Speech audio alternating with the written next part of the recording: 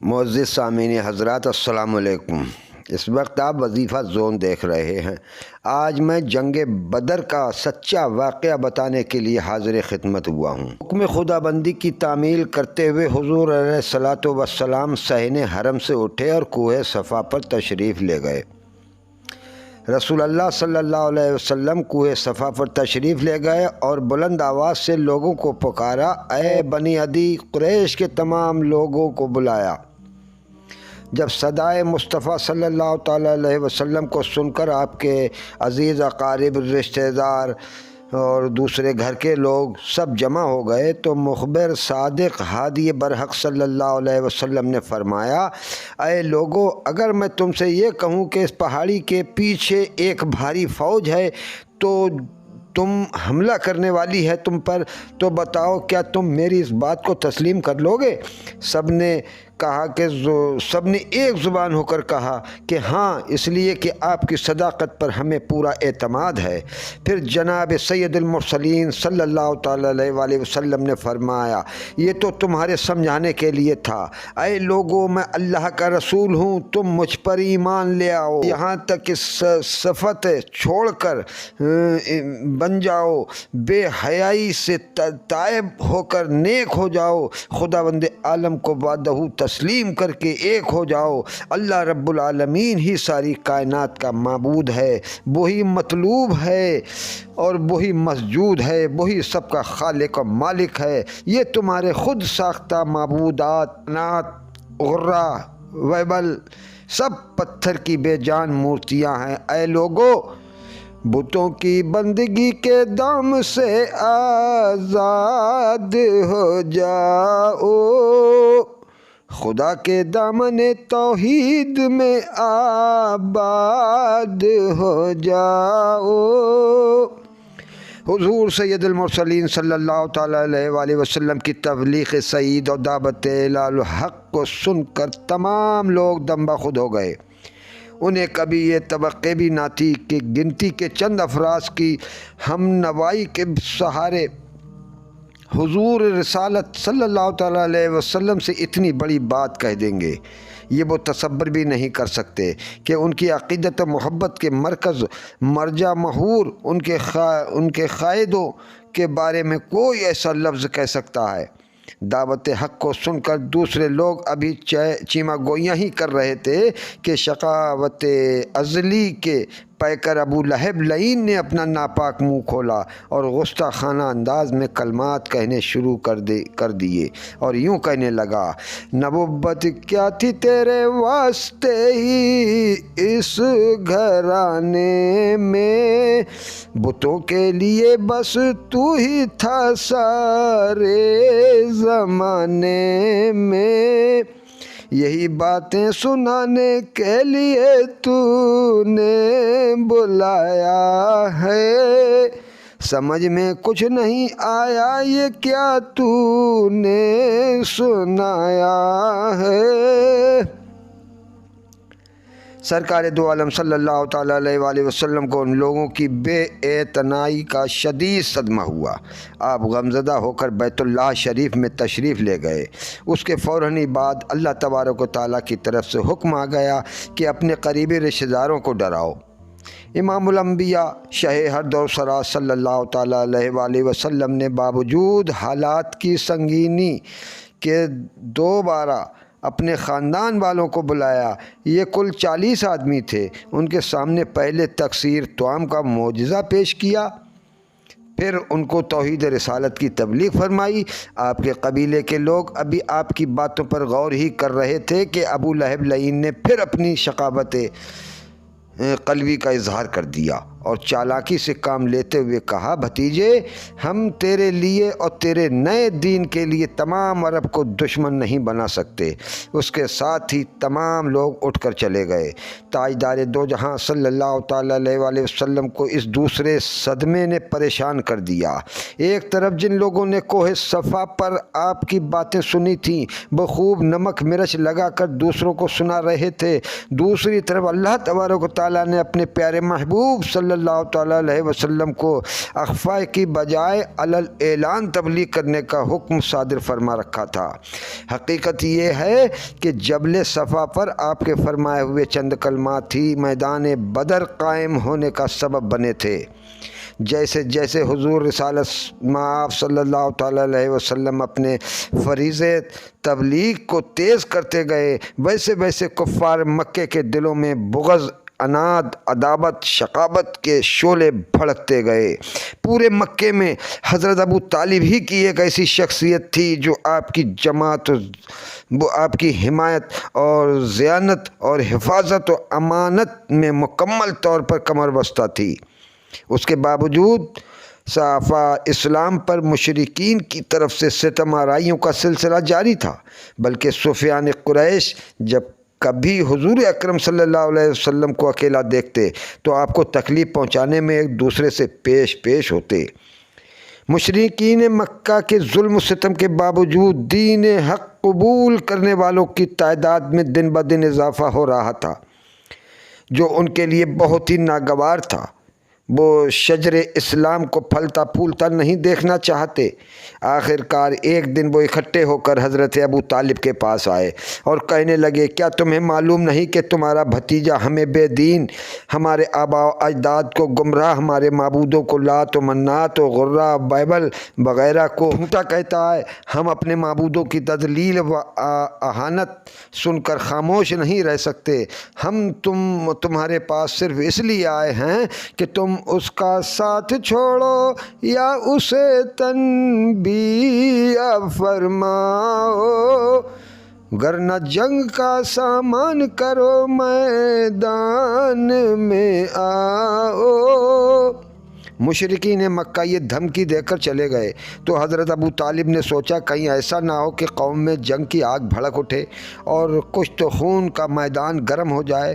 چنانچہ حضرت سید المرسلین صلی اللہ تعالیٰ علیہ وآلہ وسلم جب آپ کے پاس تشریف لائے تو حضرت ابو طالب نے مشرکین مکہ کی آمد کی مکمل روداد سنانے کے بعد نہایت ہی شفقت سے عرض کیا، میں بوڑھا ہوں، اکیلا کل عرب سے لڑ نہیں سکتا، اور میں بوڑھا ہوں کل عرب سے میں اکیلا لڑ نہیں سکتا، میں اڑ بھی جاؤں تو سارا قبیلہ اڑ نہیں سکتا۔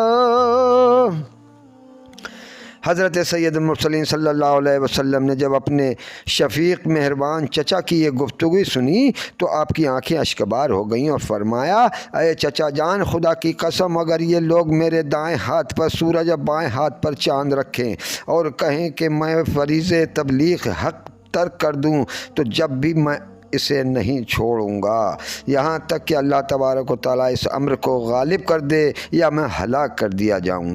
جفا و ظلم کی آندھی چلے، طوفان آ جائے، مٹانے کو میرے شداد اور حامان آ جائے، میرے ہاتھوں پہ لا کر چاند سورج بھی اگر رکھ دے، میرے پاؤں تلے روئے زمین کا مال زر رکھ دے، خدا کے کام سے میں باز ہرگز رہ نہیں سکتا، یہ بت جھوٹے ہیں میں جھوٹوں کو سچا کہہ نہیں سکتا۔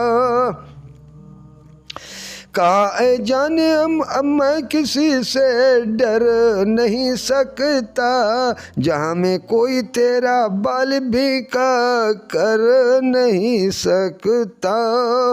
پھر مشرکین مکہ نے باہمی مشورے کر کے عتبہ بن ربیعہ کو دربار رسالت میں گفتگو کرنے کے لیے بھیجا۔ عتبہ حضور آقا نامدار صلی اللہ تعالیٰ علیہ وسلم کے پاس آیا اور کہنے لگا، اے بھتیجے، اس نئے دین سے اگر آپ کا مقصد مال دولت جمع کرنا ہے تو ہم خود ہی تیرے پاس اتنا مال جمع کر دیں گے کہ آپ مالدار ہو جائیں گے۔ اگر آپ ہم پر شرف حاصل کرنا چاہتے ہیں تو ہم آپ کو اپنا سردار تسلیم کر لیتے ہیں، اگر آپ سلطنت چاہتے ہیں تو ہم آپ کو اپنا بادشاہ بنا لیتے ہیں۔ اگر آپ پر کوئی آسیب کا اثر ہے تو ہم اس کا علاج کروا دیتے ہیں۔ آپ جو بھی چاہیں ہم وہی کرنے کے لیے تیار ہیں، مگر آپ جو بھی چاہیں کریں، لیکن اپنا یہ طریقہ چھوڑ دیں۔